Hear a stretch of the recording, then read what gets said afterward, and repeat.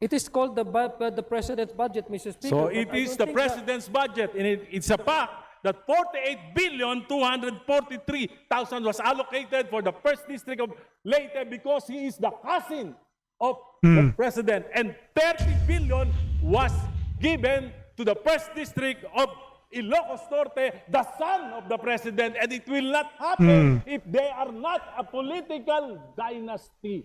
Pundasyon ng demokrasya ay check and balance. Naniniwala po ba kayo niya? Tama po yan, Mr. Speaker. Kung ang presidente po, ang kanyang pinsang buo ay speaker, at ang yung kanyang anak ay majority leader, nagkakaroon po ba ng check and balance? Tama, wait lang. Na tameme, tignan mo, tameme itong si Kuya mo Adjong. Tama si Kong Iris eh.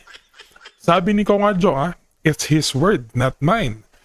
Salita ni Kong Adjong yan, hindi ko salita yan. Mas lalong hindi salita ni Kong Iris eh. Salita na ni Adjong. Ang pagmomonopolize ng power, kapag ang isang politiko, inappoint niya ang kanyang kapamilya. Sinabi na ni Adjong kanina, kung kayo nakikinig, nepotism. Anong tawag dito? Na si Bangag, inappoint niya bilang House Speaker itong si pinsan niyang buong Martin Luther King Romualdez. Tapos, Majority Floor Leader, Majority Speaker itong si Sandro Bangag. Can you see it, guys? Nakikita nyo ba ang punto dito na salita mismo ni Adjong yan? Tameme si Adjong. Tameme siya, walang masabi. Salita na ni Adjong yan, not my word, not Kong Elisa's word, definitely not your word. Kayong mga viewers, hindi nyo po salita. Salita na ni Adjong yan. Ibig sabihin, Adjong, mismong salita mo, baluktot. Ang isang tao ay ayaw magnakaw, hindi magnanakaw. Pero kung ang tao ay gustong magnakaw, magnanakaw siya. Tama. Pero mas madaling magnakaw kung yung tatay mo ay yung nakabantay sa kaban ng bayan. Tama. yung Malaking punto. yung tsuhin ay siya namang may hawak ng susi. Anyway, Ano ka ngayon, Adjong? Ano ka ngayon? Ang parehong Pati di ka kanina sumasabat ka, di ba? Kanina ang hilig mong mag-cut. Kinakat mo, hindi mo pinapatapos si Kong Erice. O bakit ngayon natameme ka na lang? What is up mga kababayan? Nagbabalik po si PH Gen Z. Sa video ito mga kababayan, papanoorin natin kung paanong sinagot at sinunog ni Kong Erice itong si Adjong. Ang problema kasi dito kay Adjong mga kaibigan, nakikipagdebate ngayon yung sarili niyang mga sinasabi, kabaliktaran ng kanyang pinaglalaban. Sabi nga natin mamaya, sabi nga dun sa natin preview not my word, not Kong Erisa's word, but your word, Adjong, ang nagpapabagsak o nagpapatalo sa argumento mo. Yan ang dyan, yan ang natin. Ang pinaglalaban ni Adjong taliwas sa kanyang mga sinasabing rason.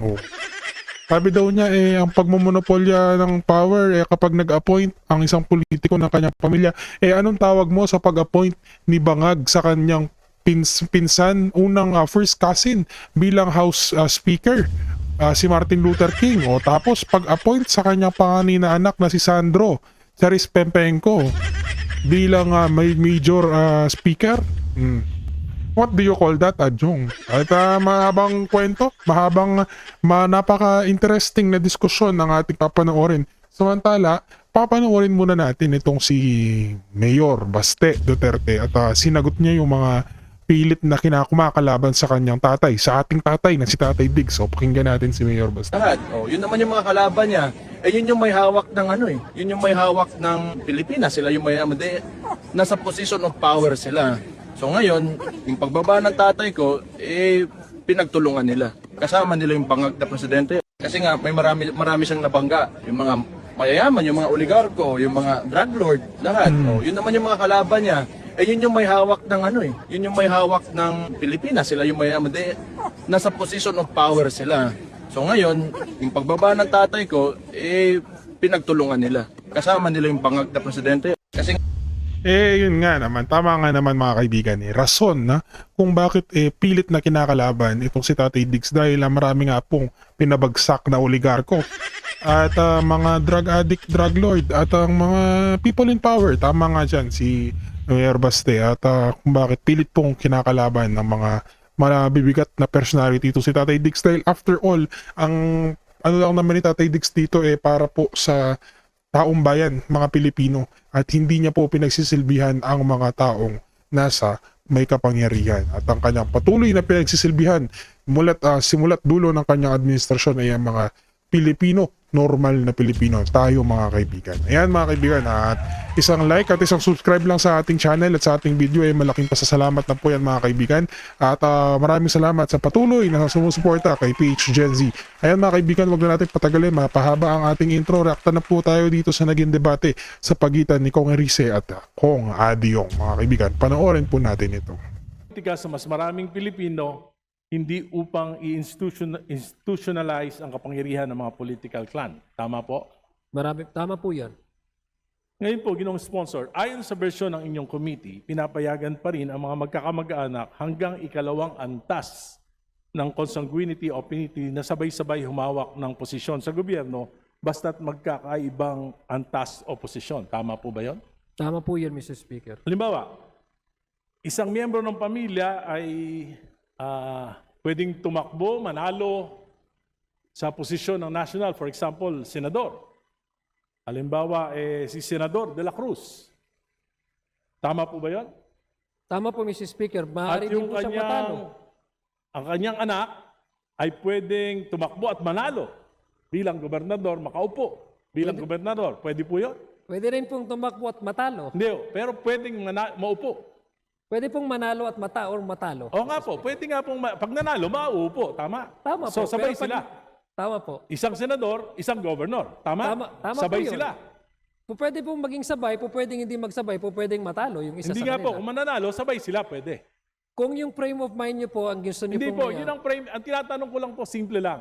Kung sabay silang manalo, sabay sila makakaupo. Tama? Hypothetically, posible mangyari po. Yes. Mr. Speaker. At nangyayari po yan. Tama Marami naman pong- po, Mr. Speaker. Marami pong, may senador po, mayor, ang asawa. Tama po? Tama po. Ayun, tama. At yung kanyang isang anak, pwedeng maging congressman sa District 1 ng kanilang probinsya. Tama rin po yun. So, tatlo na sila.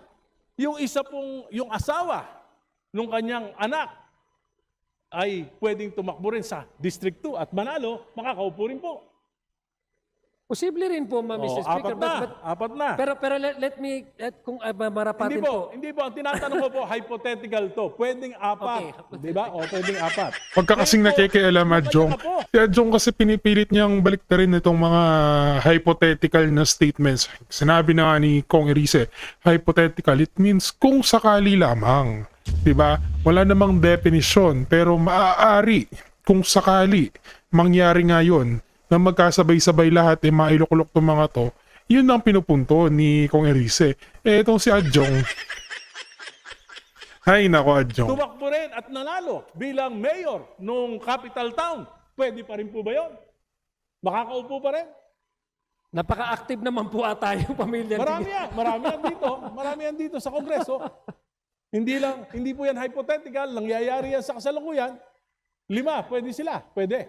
Pwede rin po matalo. Pwedeng manalo, makakaupo pa rin. Ayon sa proposal ng batas na yan. Pwede po naging vice mayor nung kanyang apo, yung kanyang pinsan. Kung tatakbo po yung kapatid niya na sobrang active sa isang munisipyo, dahil mas active naman po yung kapatid na isang munisipyo, bawal na po yun. Kasi hindi po pwedeng... Hindi po, sinasabi ko po, yung pinsan niya, tumakbong vice mayor niya, pwede? Pwede naman po yun. Dahil second degree lang. At yung pinsan niya sa isang kapatid ng kanyang tatay, tumakbong konsyal, pwede pa rin pong manalo. At makaupo. Tama po? Tama po. So, 7 na sila. At yung asawa nung kanyang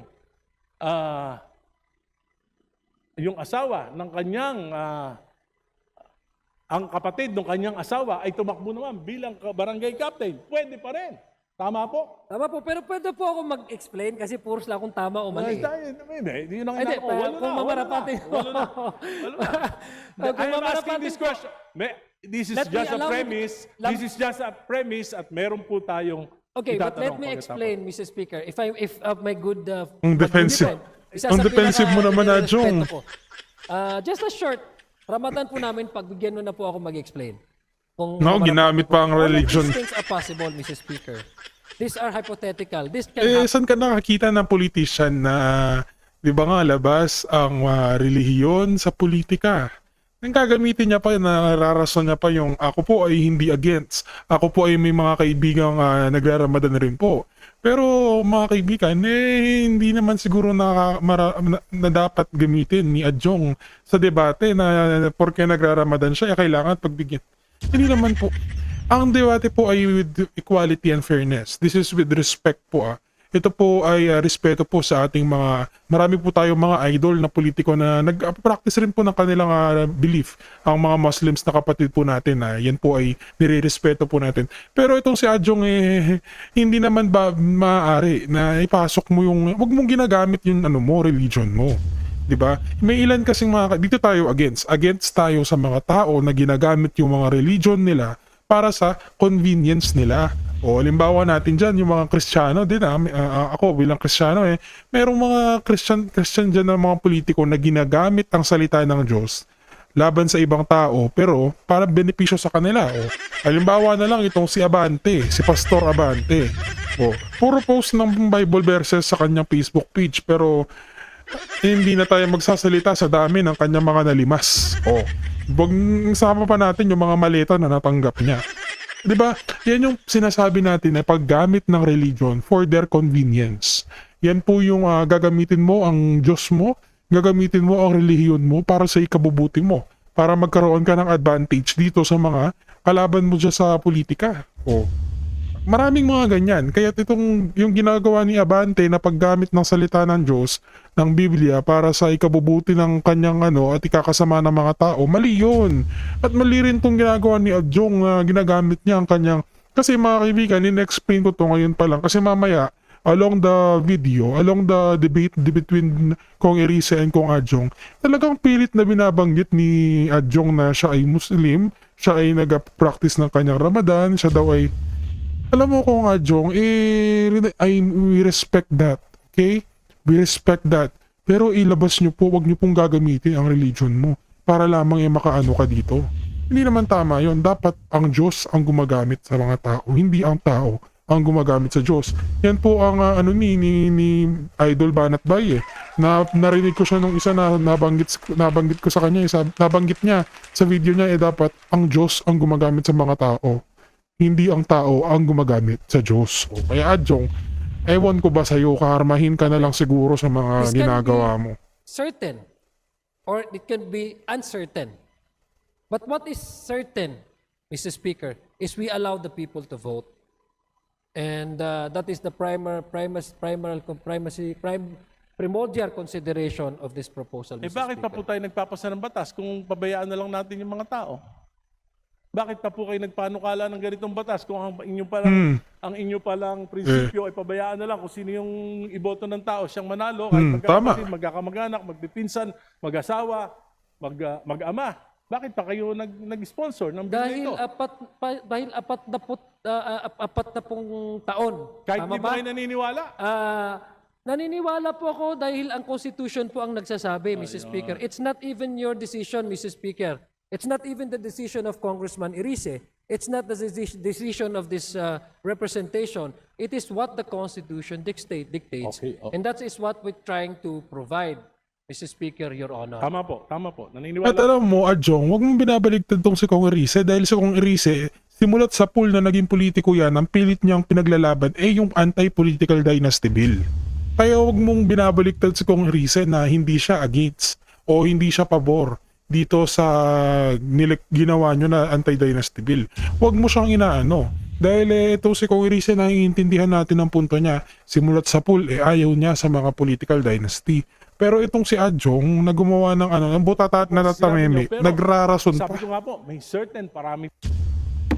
Tama po. Naniniwala po ako sa sinabi nyo, pero sabi ko nga po, may certain parameters. Yung mga framers ng Constitution, dapat it will prevent the monopoly of power.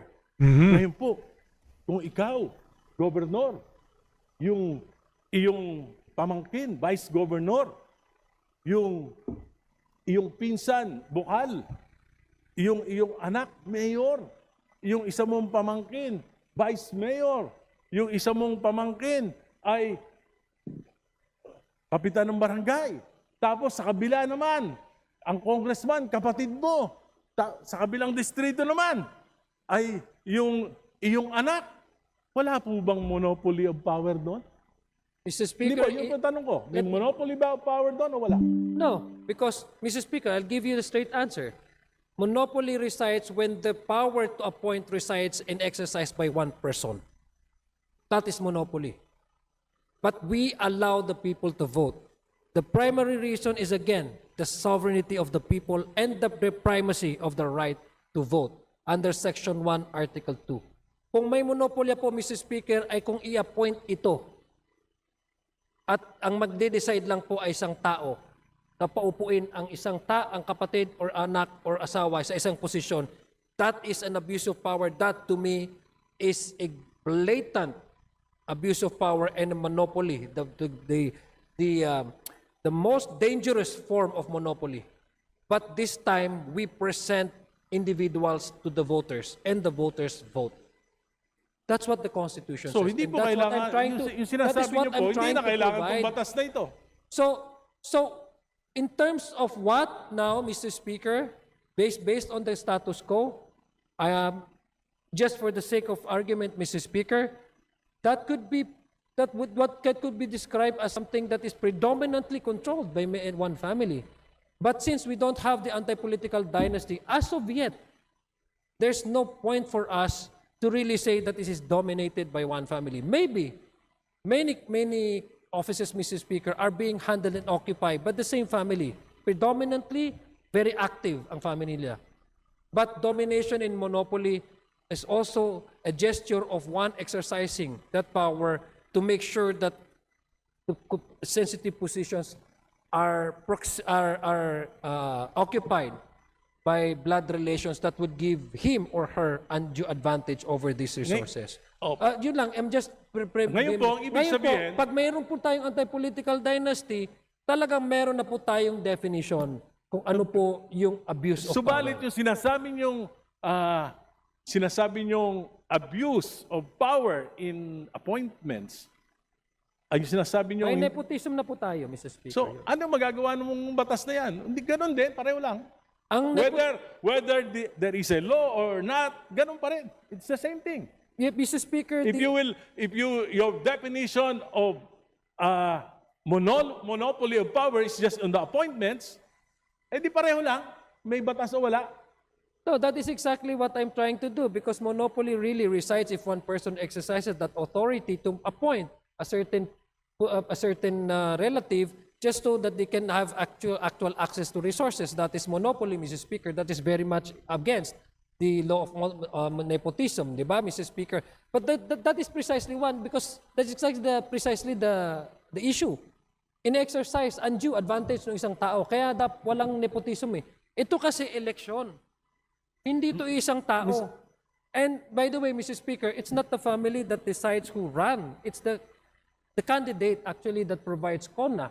Because remember, Mr. Speaker, Your Honor, the COMELEC requires one candidate to provide the certificate of acceptance and nomination.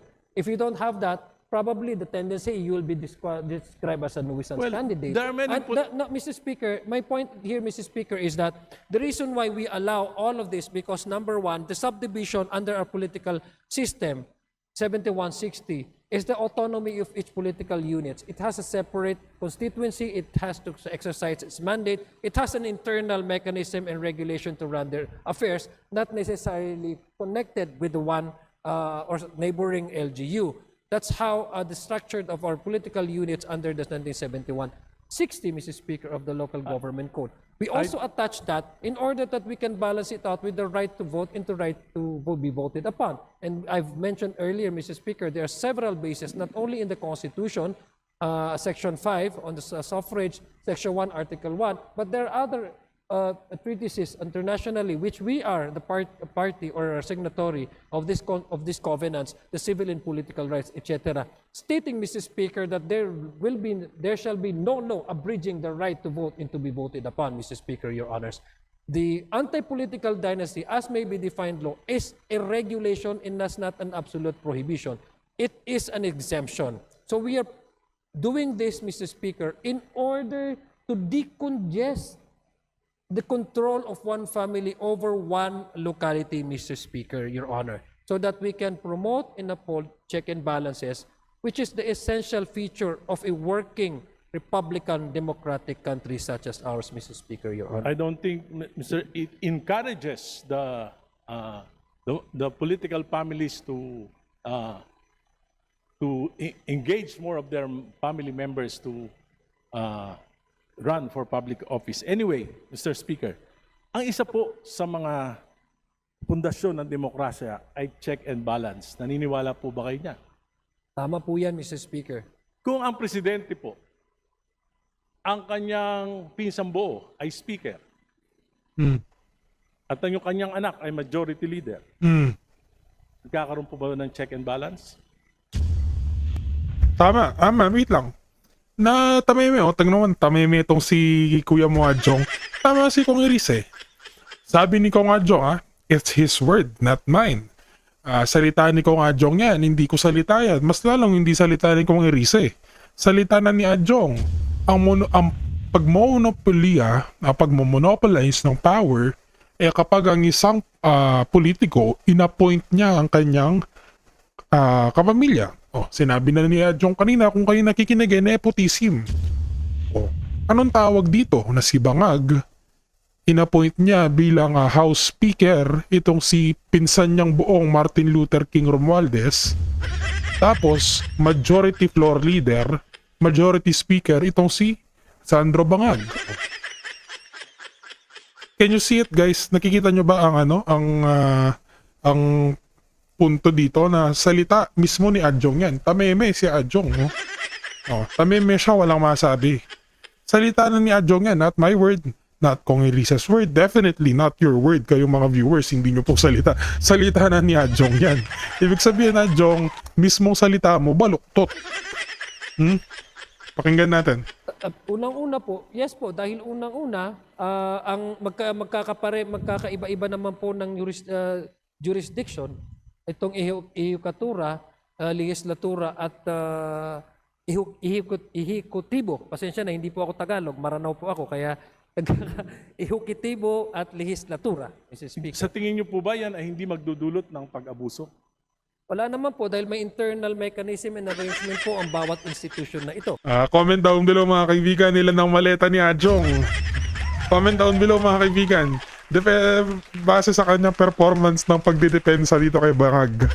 Comment down below, magkano kaya ang napadala dito kay ang na-remit through maleta dito kay Comment For down. example, bigyan ko yung example. Halimbawa, 2023, 2024, 2025. Ang total allocation po ng 1st District of Leyte kay Speaker Martin Romualdez, nung siya ay Speaker, ay 48,243,911,000. Ano ka ngayon? Yan po ang total allocation sa loob ng 3 taon. Grabe, 48 Yung po billion. ang pinakamahirap na probinsya, swerte na maka 3 bilyon, 4 na bilyon sa isang taon. Bakit nangyari ito? Bakit hindi equitable yung distribution pagdating kay Speaker Romualdez? Dahil siya ba ay pinsan ng presidente? Di po. Ako Pakisagot. hindi ko nakikita ng ganyan dahil unang-una Ano po? po may proposal po ng National Expenditure Program. Ang National Expenditure Program ay naalat po nila ang kanilang budget sa bawat probinsya based on the recommendation ng Regional Development Corporation. Nandyan po yung wealth ng kanilang... Teka lang. So, ibig sabihin, sinasabi mo ba, mas nangangailangan ng Leyte? Sa lahat ng mga probinsya sa Pilipinas, ang pinaka nangangailangan dyan ay ang Leyte? Yan ba ang pinupunto mo, Adjong? So, mas nangangailangan ng Leyte kumpara sa mga tunay na mahihirap na probinsya? Yan ba ang pinupunto mo, Adjong? Yan ba ang gusto mong point doon? Sabi Hindi naman daw ano. Sige, pakinggan nga natin ulit. area. Nandyan po yung return taxes na kinakukuha. Nandyan po yung lahat po ng mga possible revenues na nakukuha at nabubuo para ibigay po sa share ng isang area na yan. So, hindi ko po alam kung bakit ito magkakaroon ng issue ng check and balances dahil unang-una, magkaiba po ang institution, ang nag-approve naman po ang Kongreso at wala naman pong kinalaman dito ang ating Pangulo pagdating po sa pag-appreciate ng bawat distrito kung kailan o ano ang kanilang magiging Hindi po proyekto. bang Sa palagay ko po, that is far-fetched conclusion, Mr. Speaker. I Hindi po understand ba that ang they are, Mr. Speaker, allow me first to address this question. I understand that there are members here who are more biased about this and they want to make this as something political. But I don't think this is something that we can actually attribute the President to the issue of the 2024, 25 elections, although this is a separate discussion altogether. But I'm just giving way to our good gentleman because he premised it on the anti-political dynasty. Again, the straight answer is it has no bearing whatsoever. The President being the cousin of the former Speaker of the House of Representatives, how the House of Representatives receives the National Expenditure Program, how the House of Representatives deliberated individual budget of each agencies, how the House of Representatives went on to participate in the bicameral conference, and how the House of Representatives ratified the result of the bicameral conference committee, Mrs. hindi Speaker. po ba ang nagre-recommenda sa Kongreso ng National Expenditures Program ay ang Pangulo?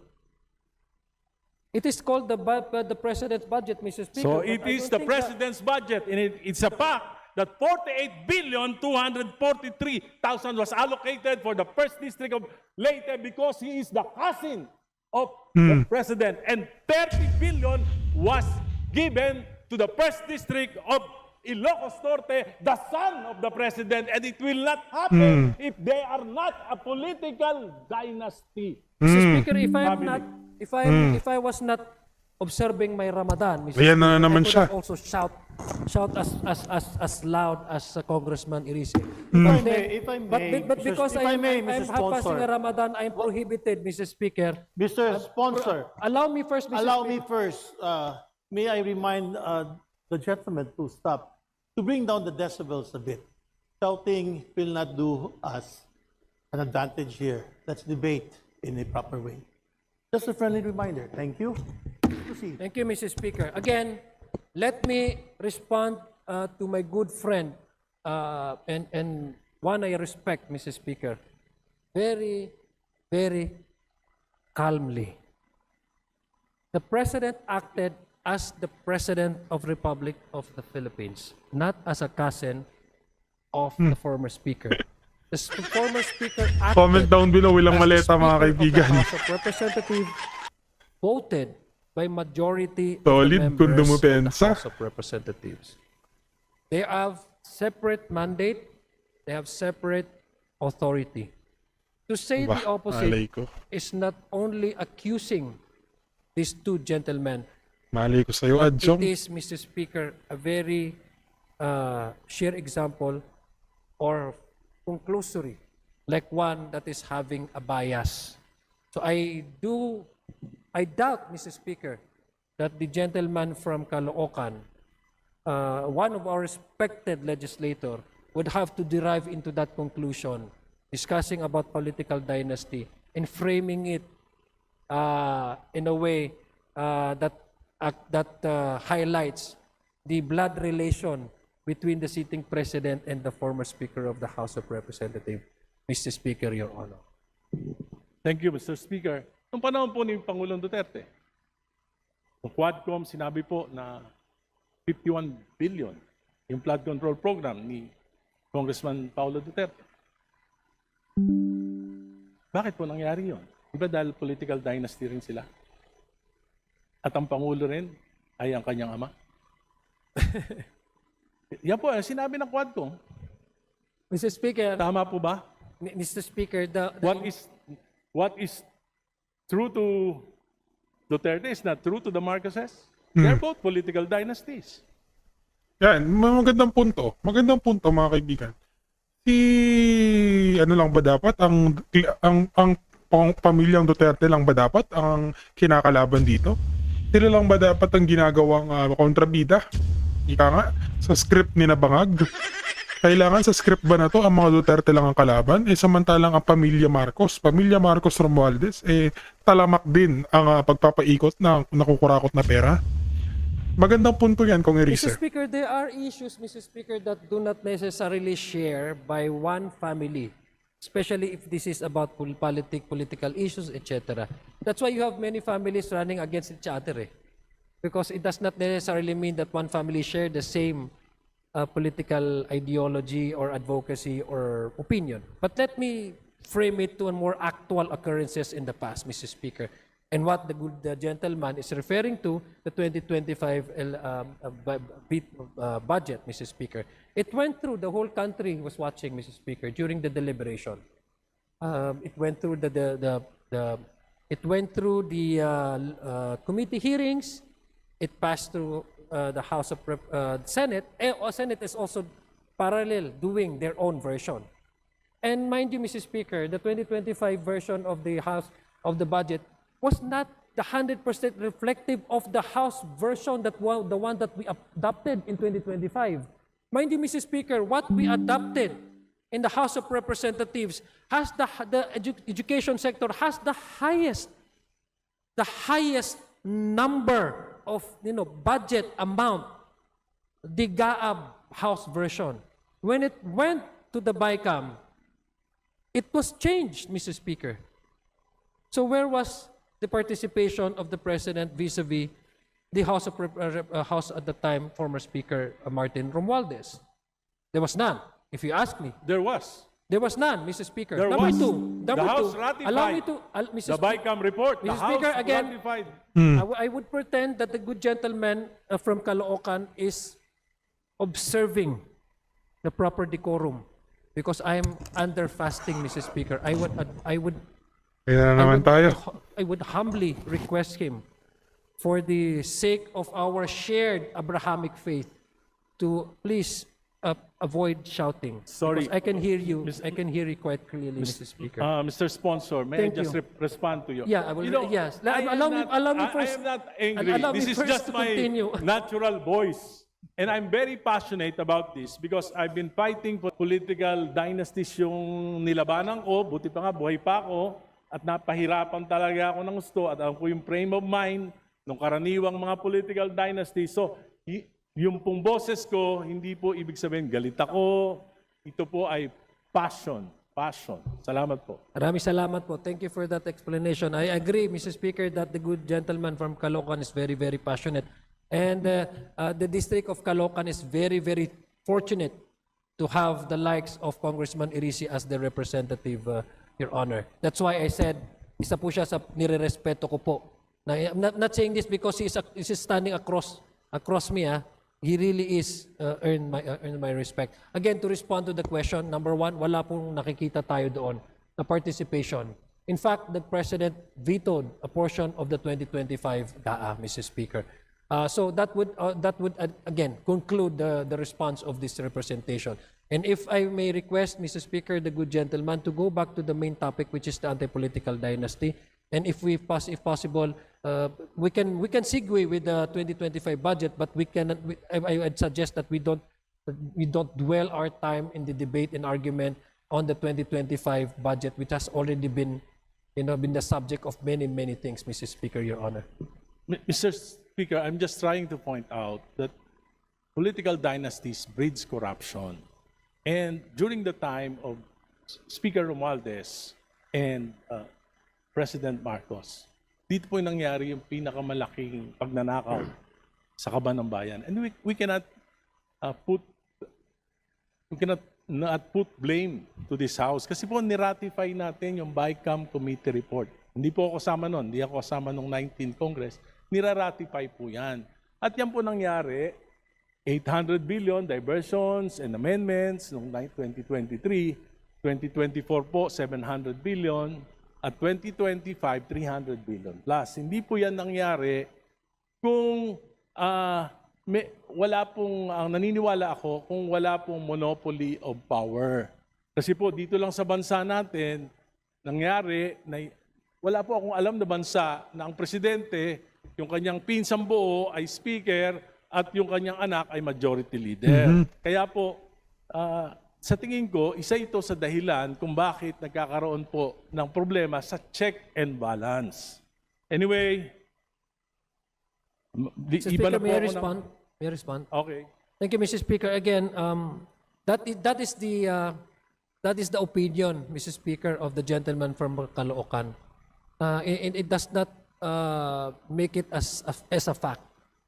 All of us are entitled to have our own opinions, and that It is is a his fact, opinion. bro. My opinions differ from that of the. It is a fact. Sadyang may maleta ka lang kaya hindi mo matanggap ang katotohanan. It's a fact.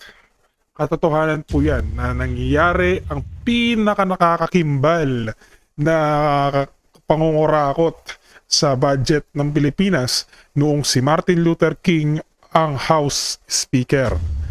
Kaya hindi mo na may mapapalitan yan. Ang mababago ang hindi mo na mababago ang history ba. It is what it is, and what happened, what the people saw is a fact. It was the truth that happened. Kaya the gentleman Jong, may from baleta Caloocan. ka And lang let me kaya just nasasabi quote, mo Mr. yun. Speaker, because I was reminded by one of the participants in Carmona, Mr. Speaker. The one that is actually against anti-political dynasty. According to him, Mr. Speaker, and I quote, "Those who wish to steal will steal. It does not follow that people are related. If they want to steal, they will steal." That's a very logical and practical and pragmatic way of understanding things. No? Hindi naman nangangulugan na magkakamag-anak ay lahat niyan sila magnanakaw. Kasi kung magnanakaw ang isang tao, hindi kinakailangan maging anak ng hari para magnakaw. Kung ayaw magnakaw ng tao, maski hari yan, hindi yan magnanakaw. And I'm sorry to Congressman Benny Abante, let me quote a passage in the Bible, the story of King Solomon. Ayan na I mean, naman tayo. he's a king. Sa paggamit ng... He governs all the sort of any kingdoms, but he did not steal anything. And the witness of that is the Bible. I'm citing to you this, Mr. Speaker, because each of us would have his or her opinion. And this opinion cannot be treated as a fact. So that is the opinion of the good gentleman from Caloocan, which I respect. And I think that his opinion is wrong. And that is my opinion, Mr. Speaker, Your Honor. Baka yung opinion mo ang mali, Adjong. Baka ikaw ang nagkakamali dito. Yun na kung ang isang tao ay ayaw magnakaw, hindi magnanakaw. Pero kung ang tao ay gusto magnakaw, magnanakaw siya. Tama. Pero mas madaling magnakaw kung yung tatay mo ay yung nakabantay sa kaban ng bayan. Tama. yung Malaking punto. yung tsuhin ay siya namang may hawak ng susi. Anyway, Ano ka ngayon, Adjong? Equal Ano ka ngayon? ang parehong Pati hindi ka kanina sumasabat ka, di ba? Kanina ang hilig mong mag-cut. Kinakat mo, hindi mo pinapatapos si Kong Erice. O bakit ngayon natamay-maya ka na lang? Ano ba talaga, Jong?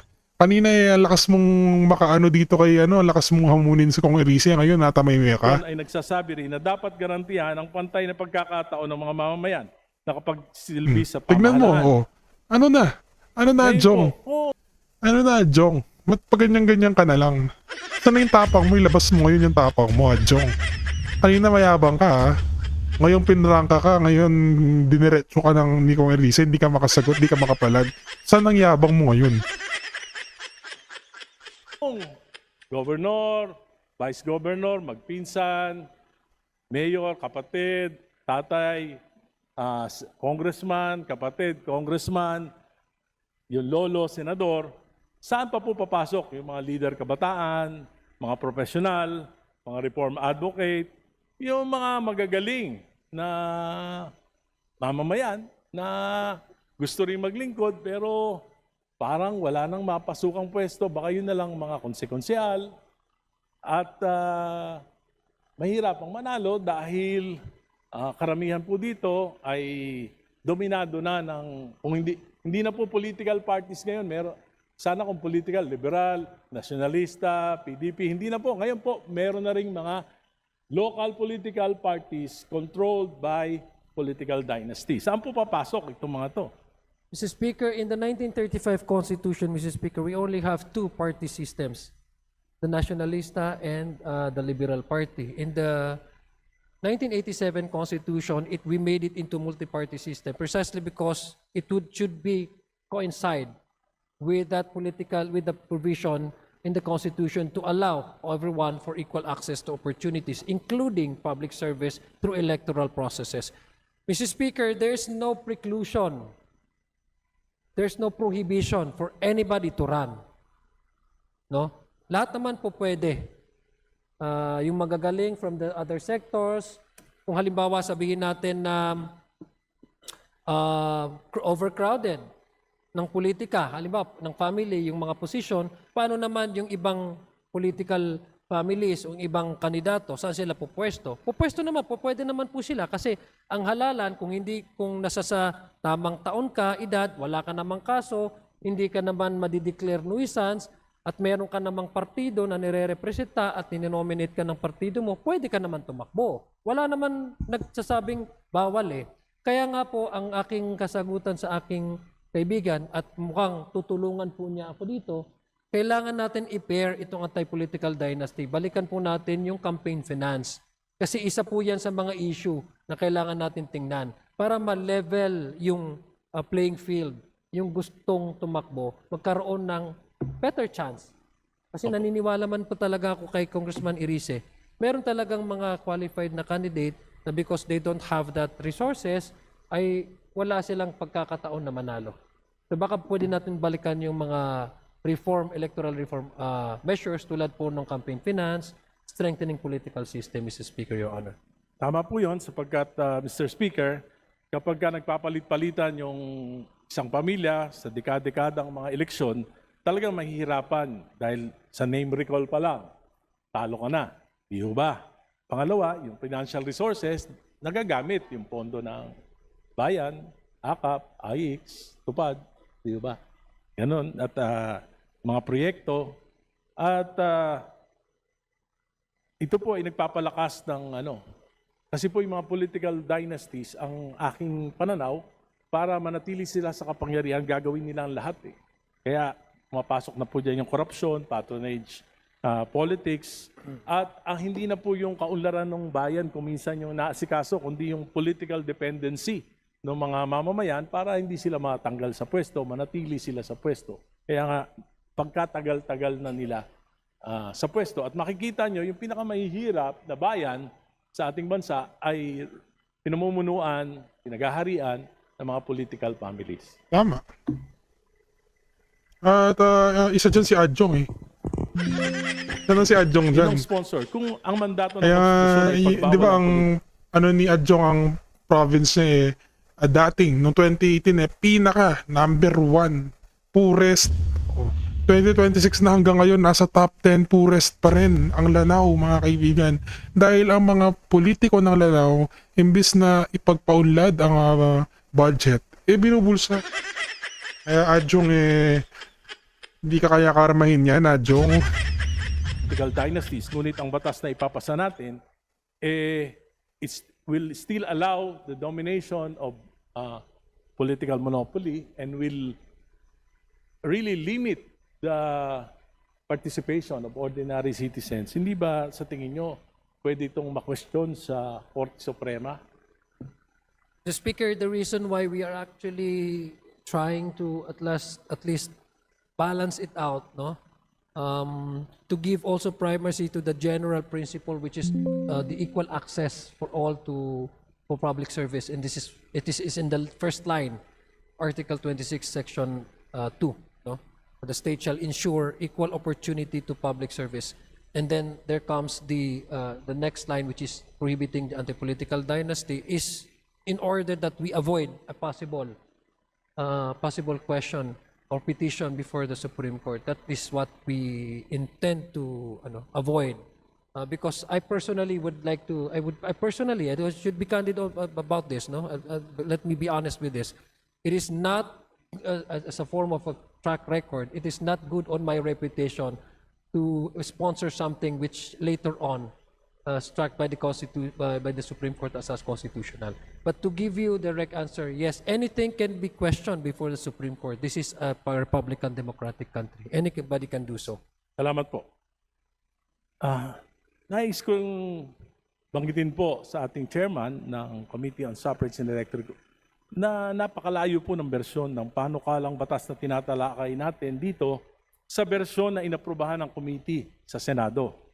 Ang pagkakaiba ng malayo po ang kung magpapatuloy po tayo sa bersyon ito, hindi kaya posibleng magkaroon ng deadlock o impasse sa Bicameral Conference Committee at kung mangyayari yun, hindi po ba magiging resulta ay walang anti-political dynasty law na may papasa? And again, Mr. Speaker, that is what we do, no, and what as much as possible try to avoid. There will be discussions, I'm sure. Sigurado po yan. Medyo mainit po yung discussion sa BICAM. Sigurado po dahil yung may mga disagreeing provisions nga po. Kaya nga po magkakaroon, I think, ng mas masusing, ang narinig ko nga po kay Senate President, gusto niya live stream ng BICAM. Tayo naman po bilang chairman ay wala naman po problema kung ila-live stream ito para maging transparent po ating proseso. So inaiwasan po natin yan. We're hoping na magkakaroon talaga ng debate. Ito po ay priority bill ng ating Pangulo. Tama po ba? Yes po, isa po ito sa na-considera na LEDAC priority, Your Honor, Mr. Speaker. So ito po ay napag-usapan sa LEDAC. Napag-usapan po ito sa LEDAC, I'm sure. Because, Ano po napagkasunduan? Kasi po, nandun po ang ating Pangulo na siya po nag-prioritize nito at pinangako niya ito sa kanyang mga pahayag sa mga mamamayan. Nandun din po ang miyembro ng mababang kapulungan, nandun din yung miyembro ng Senado. Wala po bang napagkasunduan kung anong uri? Dahil alam ng ating Pangulo yung ibig sabihin ng anti-political dynasty. Hindi po ba ito na pag-usapan man lang? Dahil alam ko po, para mas madali ang mga batas, kaya nga tayo nagbubuo ng LEDAC para mapapag-usapan na, para sa ganun ay hindi na masyadong malayo yung mga magiging bersyon ng bawat batas sa bawat kapulungan. Hindi ba ito napag-usapan? Naiintindihan ko po yung practicality na sinasabi po ni Congressman na aking kaibigan, magalang-galang na Irise. Ngunit ang Pangulo po, totoo po yung kanyang sinasabi through his spokesperson, si Yusek Castro, na ginagalang po ng Pangulo yung proseso at independensa ng mababa at ng makapulungan at ng Senado.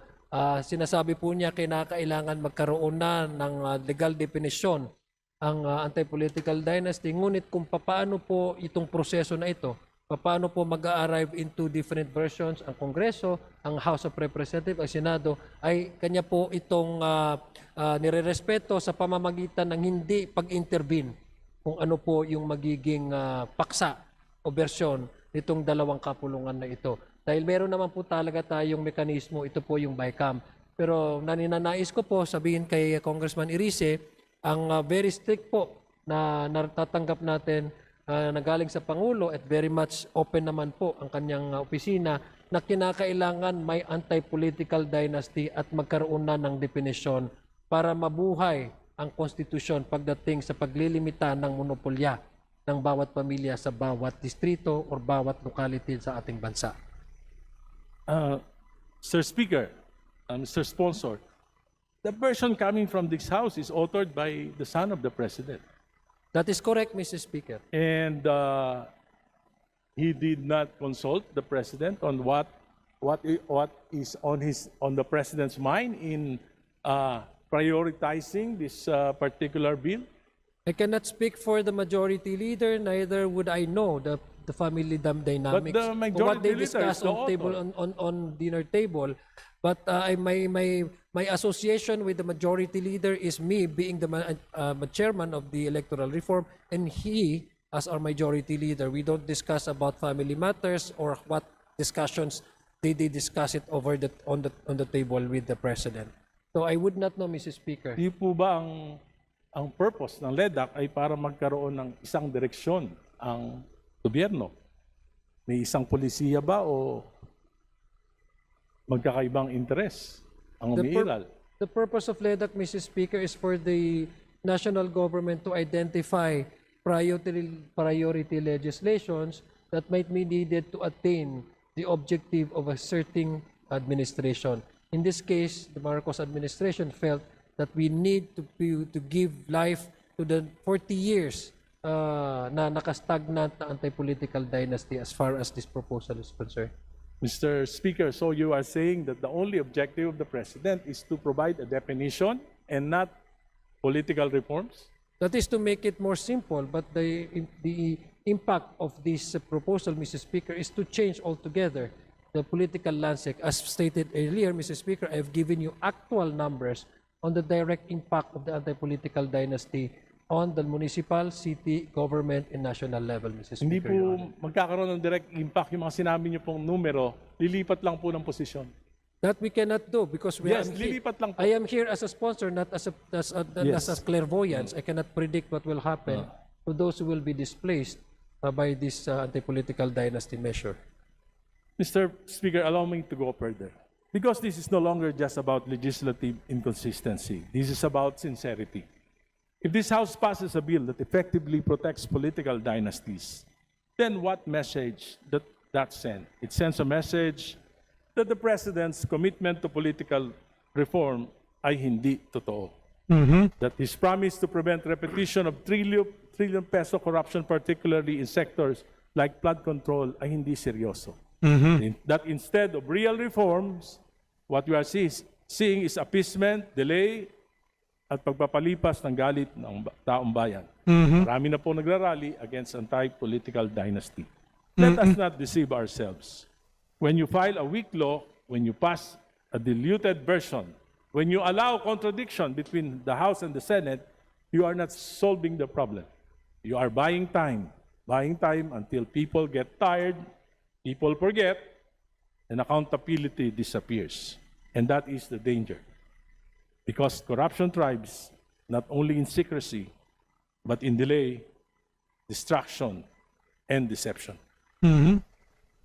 Mr. Speaker, ulitin ko po, bilang pagwawakas, ulitin ko lang po, mabuti. Kung may papasa natin yung batas na ito, ay kung ako po ay tatakbong governor at nanalo, makakaupo ako. Sana manalo ka. Kung manalo po. Okay? Hypothetical question. Kung ako po ay tumakbong governor, nanalo ako, makakaupo ako. Tama po? Pwede? Yes, kung manalo po kayo. Kung yung anak ko ay tumakbo na congressman sa 1st District at nanalo po, makakaupo din po? Yes po, kung namanalo. Pwede po? Kung manalo po. Dalawa na kami. Yung isa ko pong anak, dalawa lang po yung anak ko. Tumakbo naman sa District 2 ng Caloocan at nanalo. Makakaupo din po. Kung manalo po siya. Manalo po. Tama, Manalo po tatlo siya. na kami. Yung asawa ko po na hindi nakikialam sa politika dahil sa batas na may papasa na ito, nagka-interest na. Biglang tumakbo na senador. Pwede pa rin manalo at makaupo yung asawa. Naku, ang laki ng gastos nyo, Manong Oo, Geres. di bali po. Manong Egay, ha? Pero pwede po. Kung manalo po siya. Yung pamangking ko po at tumakbo ng vice mayor ng Caloocan, nanalo. Pwede pa rin po makaupo. Kung manalo po siya, and I hope that is not your plan, ha? Hindi nga po. Medyo malaki yung gagastos. Na-encourage po ako sa batas nyo eh. Sa panukala nyo. Pwede. 5. Kung mananalo po, kasi ang taong bayan po ang magde-decide, Kaya nga po, Mr. Speaker, Your tanong mo Honor. nga lang po kung pwede. Pwede po. Tama po, kung siya po yung pinoto ng ating taong bayan, sila po yung may kapangyarihan. So tama po, mananalo po kung At binoto ng taong yung bayan. sister-in-law ko po, kung tumakbo pong mayor at nanalo, pwede pa rin makaupo. Pag nanalo po at binoto siya ng taong bayan, mauupo po talaga siya. So, ito po ay hindi po anti-political dynasty law. It will institutionalize political dynasties. Tama. Palagay ko po, mga tayo nag-Pinoy-henyo tayo, pwede ka na pwede.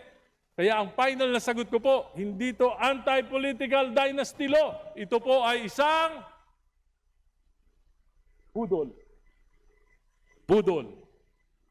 Budol. Salamat po. Maraming salamat po. Allow me to respond, Mr. Speaker, to Huwag na. Nayaw ka na namin pakinggan. opinion